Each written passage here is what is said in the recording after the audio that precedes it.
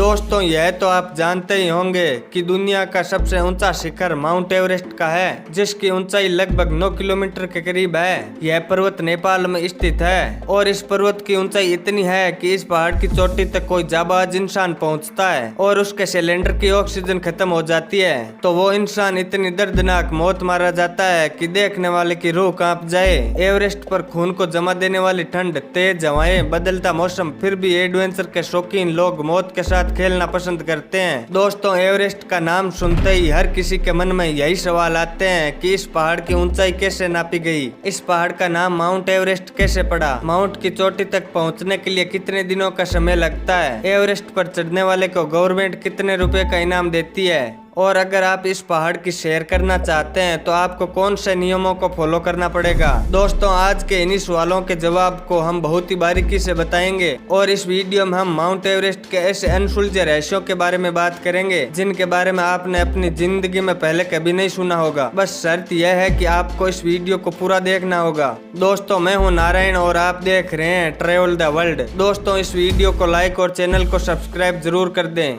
यह channel subscribe के मामले में बहुत छोटा है, मगर हम पूरी रिसर्च करने के बाद एकदम पक्की और सही जानकारी देते हैं, इसलिए अपने सुंदर और सुशील हाथों से लाइक और सब्सक्राइब करना बिल्कुल भी न भूलें। दोस्तों वीडियो बहुत ही इंफॉर्मेटिव और खतरनाक भी होने वाला है, वीडियो के अंत तक बने रहना। तो चलिए बात करते हैं माउंट एवरेस्ट के बारे में। 1850 की बात है जब माउंट एवरेस्ट का नाम दुनिया के सबसे ऊंचे पर्वतों में नहीं लिया जाता था। तब दुनिया का सबसे ऊंचा शिखर कंचनजंगा को माना जाता था। उस समय पर्वतों की ऊंचाई नापने के लिए त्रिकोणमिति के साधनों का उपयोग किया जाता था, जो इतना सटीक भी नहीं था। ऊपर से एवरेस्ट के आसपास के पहाड़ उसे थोड़ा ढक देते थे, जिसके कारण एवरेस्ट की सटीक ऊंचाई का अनुमान लगा पाना काफी मुश्किल था। सर्वे ऑफ इंडिया अंग्रेजों की एक टीम को थोड़ा कंफ्यूज हुआ और उन्होंने हिमालय के सभी पहाड़ों को फिर से और सटीकता से नापने की शुरुआत की। तब 1855 में जाकर एवरेस्ट की ऊंचाई का अनुमान लगाया गया और वो था 8,840 मीटर। यह आंकड़ा गलत था, लेकिन यह तो साफ पता चल गया था कि दुनिया का सबसे ऊंचा शिखर माउंट एवरेस्ट का है। माउंट एवरेस्ट के नाम को लेकर भी ऊपर से एक विवाद था। पहाड़ों का सर्वे करने वाला एक अंग्रेज जिसका नाम था एवरेस्ट, उसने अपने ही नाम से इस पहाड़ को एवरेस्ट नाम दे दिया, जबकि वहाँ के नेपाली लोग तो उसे सदियों से गौरीशंकर के नाम से जानते थे। दोस्तों अब आप ही बताइए, इस पहाड़ के स्थानीय नामों को छोड़कर किसी अंग्रेज के नाम से इसे पहचानना कितने योग्य है। फिर स्थानीय लोगों के जज्बातों की अवगणना करते हुए इसे एक अंग्रेज अफसर का नाम दे दिया गया। जॉर्ज एवरेस्ट जब तक जिंदा रहा तब तक तो उसे यह बहुमूल्य सम्मान नहीं मिला, क्योंकि 1866 में जब उसका अवसान हुआ तब तक तो हर नक्शे में दुनिया के सबसे ऊंचे शिखर को गौरीशंकर के नाम से उल्लेख होता था और सालों तक यही क्रम चलता रहा। लेकिन 1930 में कैप्टन वुड नाम का एक शास्त्री ज्यादा अनुकूलित साधनों के साथ गौरीशंकर पहाड़ के विश्लेषण के लिए जब वो और नजदीक गए तो मालूम हुआ कि दुनिया के सबसे बड़े पर्वत से तो गौरीशंकर की चोटी थोड़ी नीची है, लेकिन इन दोनों पहाड़ों में 55 किलोमीटर का अंतर है। इस तरह यह साबित हो गया कि गौरीशंकर से भी ऊंचा और एक अलग पहाड़ है जिसे अब तक लोग गौरीशंकर से कम मानते थे, और फिर उस अलग नए पहाड़ को माउंट एवरेस्ट नाम दे दिया गया। अब सवाल यह है कि इस विराट की सही से पहचान करने में इतने साल क्यों लग गए। तो एक कारण यह था कि एवरेस्ट तक पहुंचने के लिए सर्वे ऑफ इंडिया के अंग्रेज अफसरों को या तो नेपाल जाना होता था या तिब्बत। परेशानी यही थी कि उस समय तिब्बत में बाहरी लोगों के लिए दरवाजे बंद थे और नेपाल के राजा यह अच्छी तरह जानते थे कि अंग्रेजों ने व्यापार के नाम पर इंडिया में आकर क्या हाल किया है, इसलिए वो भी अंग्रेजों को हो सके जितना अपने देश से बाहर ही रखते थे। हुआ यूं कि सन 1920 में पहली बार नेपाल और ब्रिटेन के बीच दोस्ती हुई। भारत में ब्रिटिश राज आने के बाद दक्षिण में श्रीलंका और पूर्व में म्यांमार पर अंग्रेजों ने अपनी पकड़ बनाई थी। इस हालत में नेपाल के राजा को भी अंग्रेजों से डर था। इन सब के बीच अंग्रेजों ने नेपाल के साथ मित्रता दिखाई और शर्त यह रखी कि नेपाल के का सैनिक ब्रिटिश फौज में शामिल हो जाएं। इसमें अंग्रेजों का सीधा सीधा स्वार्थ था।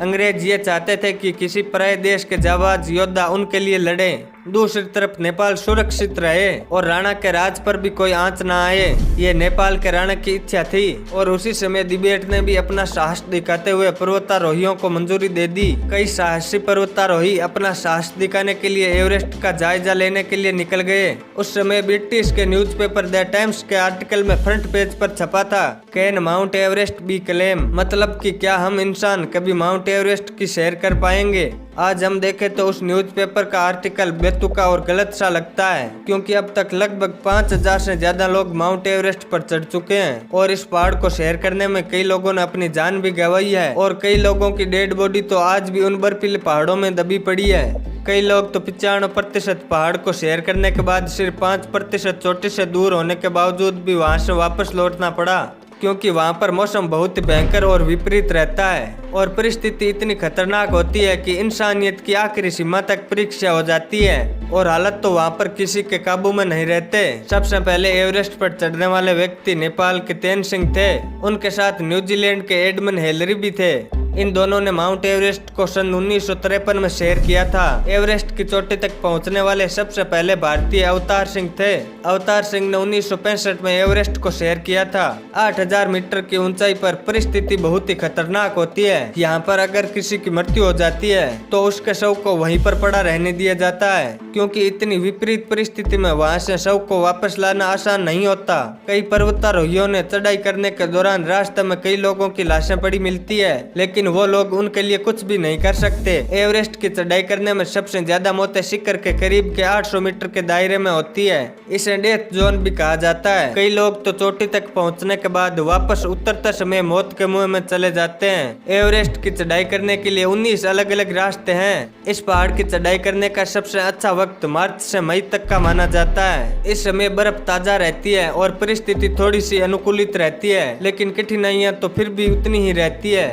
इसे अब तक सफलता से सैर करने वालों में एक 13 साल का लड़का भी है और एक अंधा व्यक्ति और एक 73 साल की जापानी लड़की भी शामिल है। गर्मियों में एवरेस्ट के शिखर का तापमान -30 डिग्री रहता है। दोस्तों, अगर आपको माउंट एवरेस्ट पर चढ़ना है तो 11,000 अमेरिकी डॉलर फीस नेपाल की गवर्नमेंट को देनी होगी। दरअसल ये फीस 2015 के पहले 25,000 अमेरिकी डॉलर थी, लेकिन 2015 में नेपाल की गवर्नमेंट ने फीस लगभग आधी से भी कम कर दी है। एवरेस्ट की चोटी तक पहुँचने के लिए करीबन 2 महीने का वक्त लगता है, जिसमें एक आदमी का खर्चा लगभग 90 लाख से 1 करोड़ के बीच हो जाता है। माउंट एवरेस्ट पर चढ़ने के लिए गए हर 10 में से एक व्यक्ति वापस नहीं आता।